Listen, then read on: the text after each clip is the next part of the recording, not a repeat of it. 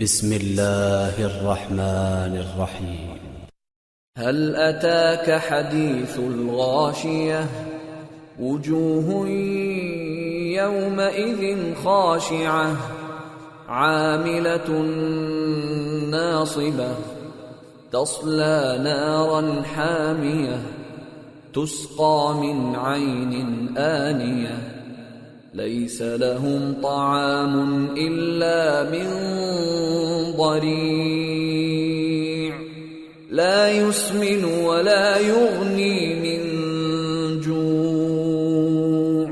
شروع اللہ کا نام لے کر جو بڑا مہربان نہایت رحم والا ہے۔ بھلا تم کو ڈھانپ لینے والی یعنی قیامت کا حال معلوم ہوا ہے؟ اس روز بہت سے چہرے یعنی لوگ ذلیل ہوں گے، سخت محنت کرنے والے تھکے ماندے دہکتی آگ میں داخل ہوں گے۔ ان کو ایک کھولتے ہوئے چشمے کا پانی پلایا جائے گا، ایک سخت خاردار جھاڑی کے سوا ان کے لیے کوئی کھانا نہیں ہوگا جو نہ مفید غذا بنے اور نہ بھوک میں کچھ کام آئے۔ وجوه يومئذ ناعمة لسعيها راضية في جنة عالية لا تسمع فيها لاغية فيها عين جارية فيها سرر مرفوعة وأكواب موضوعة ونمارق مصفوفة وزرابي مبثوثة۔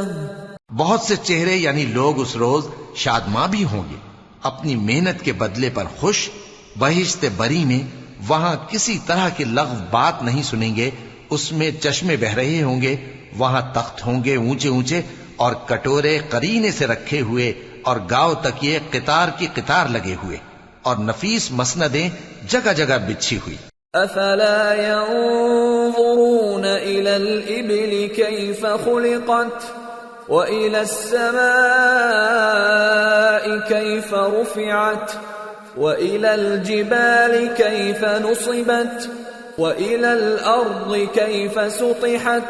تو کیا یہ لوگ اونٹوں کی طرف نہیں دیکھتے کہ کیسے عجیب پیدا کیے گئے ہیں، اور آسمان کی طرف کہ کیسا بلند کیا گیا ہے، اور پہاڑوں کی طرف کہ کس طرح کھڑے کیے گئے ہیں، اور زمین کی طرف کہ کس طرح بچھائی گئی۔